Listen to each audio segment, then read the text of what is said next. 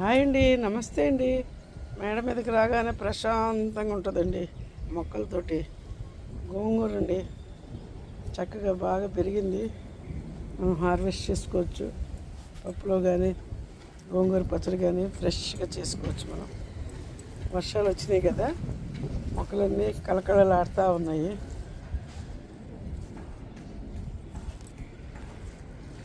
చాలా బాగుంది.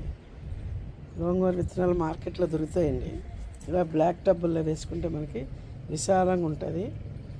10 రూపీస్కి 20 రూపీస్కి ఇట్లా విడి విత్తనాలు అమ్మే దగ్గర కొనుక్కుంటే మనకు గోంగూర విత్తనాలు దొరుకుతాయి. అవి వేసుకుంటే మనకి ఇదిగోండి ఒక 1 మంత్కో 25 డేస్ అయిందండి ఈ విత్తనాలు వేసి. చిన్న మొక్కలు ఉన్నప్పుడు చూపించాను మీకు. ఇప్పుడు కోసుకోవచ్చు, పప్పు గోంగూర చేసుకోవచ్చు. బాగుంటుంది ఫ్రెష్గా. మీరు కూడా ఒకసారి ట్రై చేయండి.